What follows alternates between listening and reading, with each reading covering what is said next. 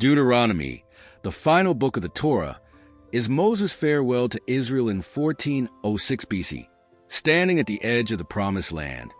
He calls the people to remember their journey, renew their covenant with God, and walk in obedience to his promises. The year is 1406 BC. After 40 years of wandering in the wilderness, the Israelites stand on the brink of their long-awaited promise. The plains of Moab stretch out before them, the Jordan River marking the boundary of the land they are about to inherit. At the edge of this monumental moment, Moses, their leader and prophet, delivers a series of speeches, a call to remember, to renew, and to prepare for the fulfillment of God's covenant. The Book of Deuteronomy, meaning second law, is the fifth and final book of the Torah, known in Hebrew as Devarim, meaning these are the words. It recounts the last days of Moses' life and serves as a renewal of the covenant between God and his people. Spoken in the plains of Moab, these words carry the weight of a generation's history, a story of deliverance, rebellion, and divine faithfulness. Deuteronomy is not merely a farewell speech.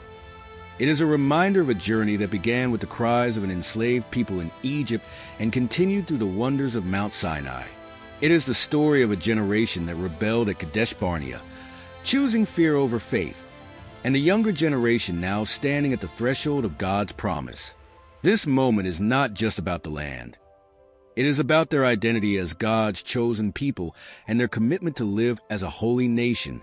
For 40 years, Moses served as the mediator between God and his people. He led them to the Red Sea, interceded for them during their rebellion, and delivered God's law at Mount Sinai. Now, at 120 years old, his journey is coming to an end.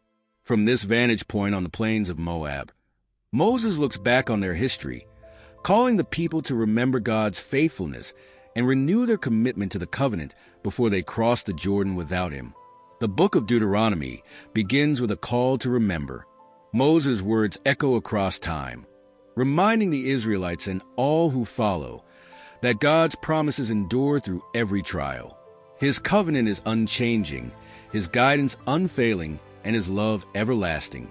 As the Israelites prepare to step into the Promised Land, their story becomes a timeless reminder of faith, obedience, and trust in the God who goes before them. The plains of Moab in 1406 BC served as a backdrop for one of the most significant addresses in Israel's history. With the Promised Land visible across the Jordan, Moses gathered the people to recount their journey. His first words were a call to remember, not just their triumphs, but their struggles. He began with Egypt, where God heard their cries and delivered them from slavery. Exodus 3 verse 7 records his promise. I have indeed seen the misery of my people in Egypt. I have heard them crying out, and I am concerned about their suffering. In Deuteronomy 1, Moses reminds the Israelites of their rebellion at Kadesh Barnea. When faced with the opportunity to enter Canaan, fear overtook them. Despite Caleb and Joshua's encouragement, they refused to trust in God. Moses recounts God's rebuke. You have stayed long enough at this mountain. Break camp and advance. Deuteronomy 1 verses 6 to 7. These words were both a command and a reminder of their calling. 40 years of wandering in the wilderness were not just a punishment, but a divine classroom. Deuteronomy 8 recounts the lessons God taught them. He humbled you, causing you to hunger, and then feeding you with manna, to teach you that man does not live on bread alone, but on every word that comes from the mouth of the Lord. Each trial, the lack of food, the scarcity of water, and the fiery serpents, was designed to remind them of their dependence on God. Through these trials, God shaped a new generation, one that had not known the slavery of Egypt, but had witnessed his provision and discipline. The lessons of humility, obedience, and reliance on God were to prepare them for the Promised Land, a land they would inherit by faith. Despite the Israelites' repeated failures, God's faithfulness remained steadfast. At Mount Sinai, when they worshipped the golden calf, God's anger burned against them. Yet through Moses' intercession, he showed mercy. At Korah's rebellion, God reaffirmed his chosen leaders, swallowing the rebels in a dramatic display of his authority. These moments were a sobering reminder of his holiness and the cost of disobedience. Even as the Israelites wandered in the wilderness, the Ark of the Covenant stood as a powerful reminder of God's faithfulness. His presence went with them, a cloud by day and fire by night, guiding them through every challenge. Act 1 of Deuteronomy reminds us that God's faithfulness does not falter, even when ours does. As the Israelites stood on the threshold of their inheritance, Moses called them to remember the God who carried them through every trial. The past was a testimony, but the future demanded trust and obedience. 40 years had passed since Israel first received the law at Mount Sinai, yet the covenant remained unbroken. In Deuteronomy 5, Moses reaffirms the commandments, reminding the people of the laws that define their relationship with God. These laws were not merely rules, but a reflection of God's character and his call to holiness. Moses spoke with urgency, knowing that this was his final opportunity to guide a new generation. Moses then emphasized a profound truth, captured in Deuteronomy 6 verses 4-5, the Shema. Hear, O Israel, the Lord our God, the Lord is one. Love the Lord your God with all your heart, and with all your soul, and with all your strength. This declaration of God's oneness became the cornerstone of Israel's faith and worship. Through the Shema, Moses called Israel to wholehearted devotion.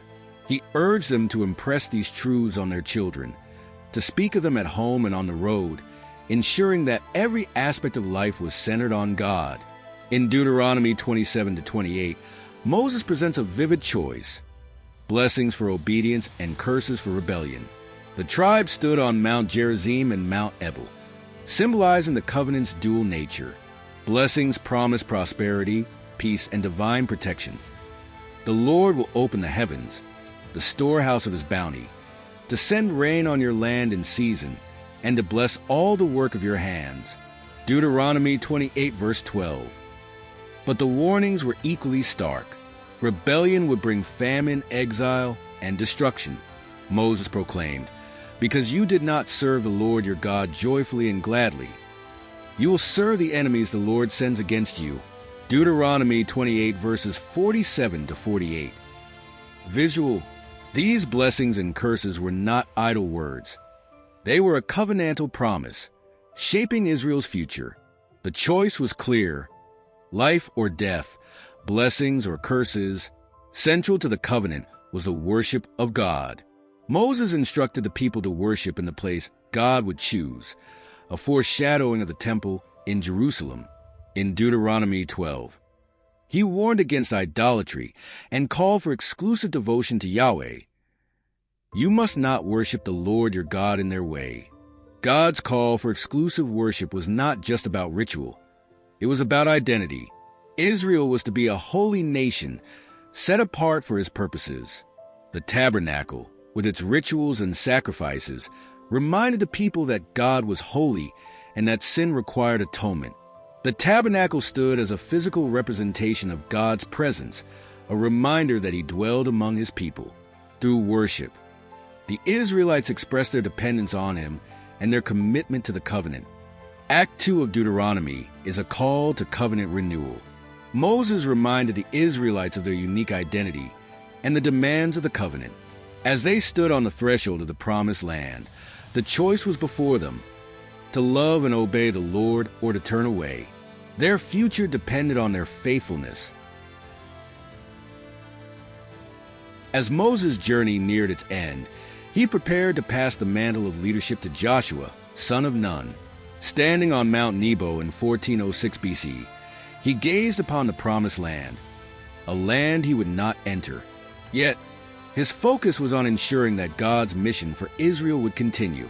In Deuteronomy 31 verses 7-8, Moses spoke these words to Joshua: "Be strong and courageous, for you must go with this people into the land that the Lord swore to their ancestors to give them. The Lord himself goes before you and will be with you. He will never leave you nor forsake you." Joshua was chosen because of his unwavering faith and trust in God. His leadership marked the continuation of God's covenantal promise, a testament that his plans extend beyond one generation. In Deuteronomy 32, Moses delivers his final song, a poetic summary of Israel's history, their failures, and God's faithfulness. He declares, "I will proclaim the name of the Lord.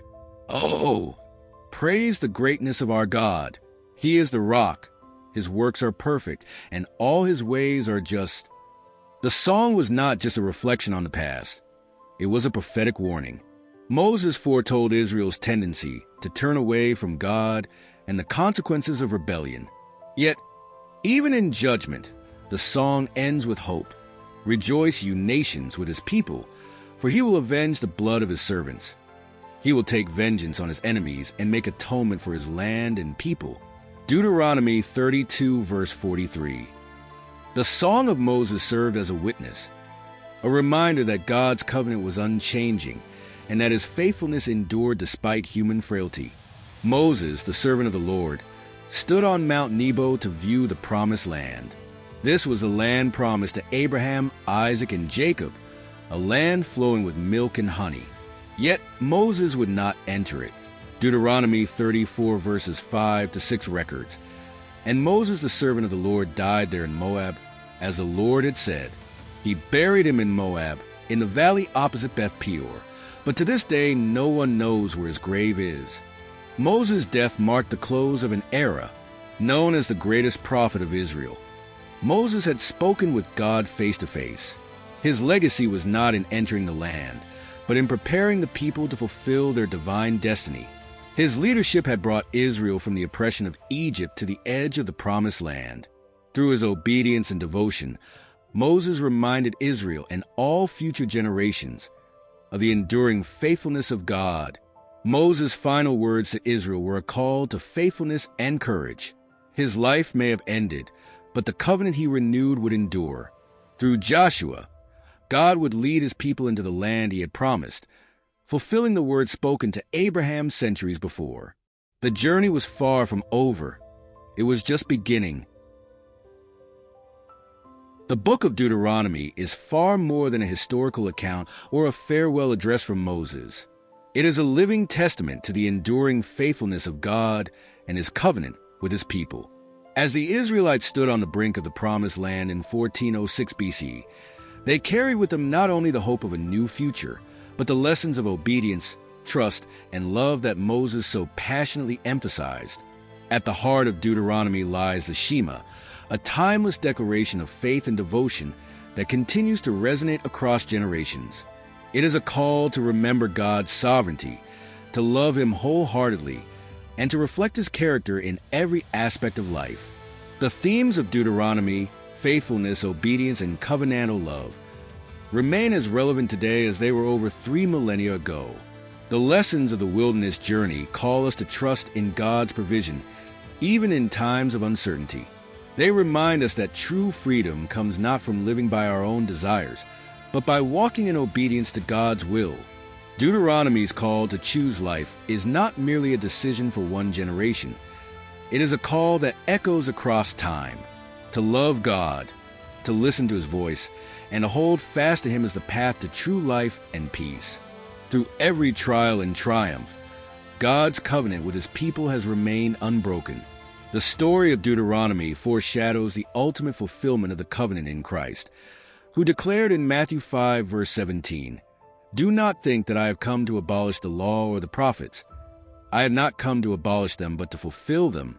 In Christ, the blessings of the covenant are extended to all who believe, uniting every nation under God's redemptive plan. The legacy of Deuteronomy is not confined to a specific time or place. It is a universal call to trust in God's faithfulness, to walk in his ways, and to embrace his promise of redemption.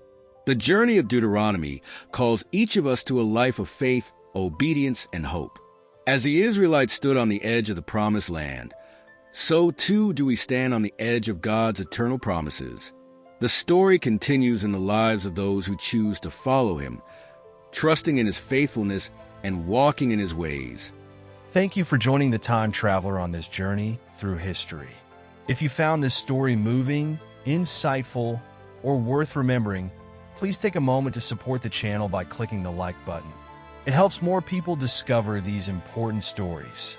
And if you'd like to see more documentaries like this, don't forget to hit the subscribe button and turn on notifications. Together, we can keep these stories alive for future generations. Your support means the world. Thank you for watching, and I'll see you in the next video.